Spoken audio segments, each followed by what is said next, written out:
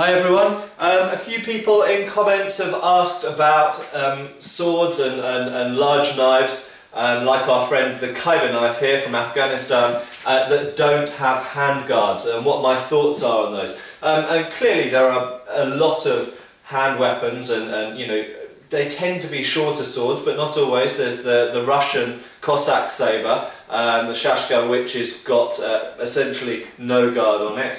And then we've got Khyber knives. There are types of machete, there are types of Filipino parangs and barongs and things like that which don't really have a handguard. There's the Nepalese Gurkha kukri, doesn't really have a handguard. There's many from all over the world.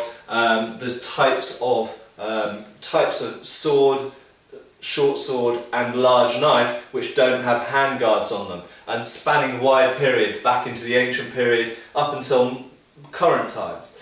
And my basic view is that, generally speaking, I think a sword or knife that doesn't have a handguard is usually not optimised for blade contact with another weapon. Now that's maybe not always the case. There are certainly exceptions. If you look at Krabi Krabong or Filipino martial arts, Kali Eskrima and so on, they're often using machete-like swords, knives, that don't have a handguard, and they do have blade contact. And the blade contact in those situations has to be specialised in such a way that maybe you're beating or deflecting the opponent's weapon a lot of the time, rather than necessarily, as we would in Western fencing, crossing and thrusting or parrying in the more conventional sort of sabre or even longsword or mesa or sort of buckler styles of fencing.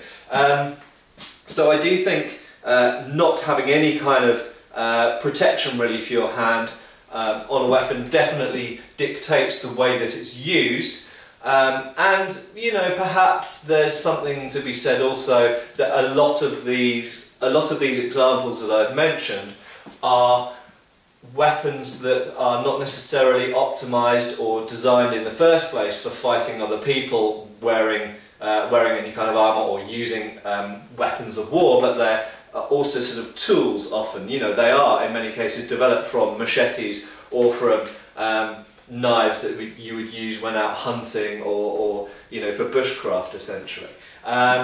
So they're tools rather than dedicated weapons in many cases. And in, you know, medieval Europe, to an extent, this was perhaps the case with the peasant knife and the sacks and so on. They seem to have had their place as an all-purpose kind of tool, as well as being a self-defense weapon.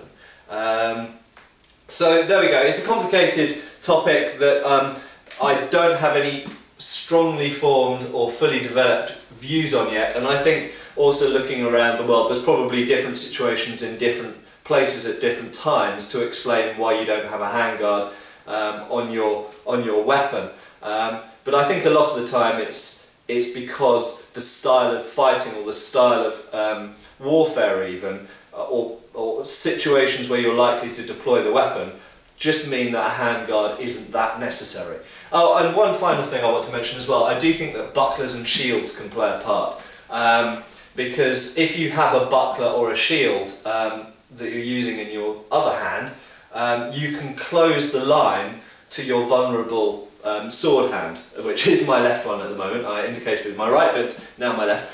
So if you're using a shield or a buckler on this arm and fighting with this weapon, then actually you don't really need a big handguard, because you're not really, your weapon is protected, your weapon hand is protected, the line to it, the attacking line to it, is protected a lot of the time by the shield or buckler in your other hand. And I think this is certainly the case of Roman and ancient Greek swords, for example. They just didn't need big handguards on them because you're using a large shield all the time with them. So there we go, there's some thoughts. Thank you.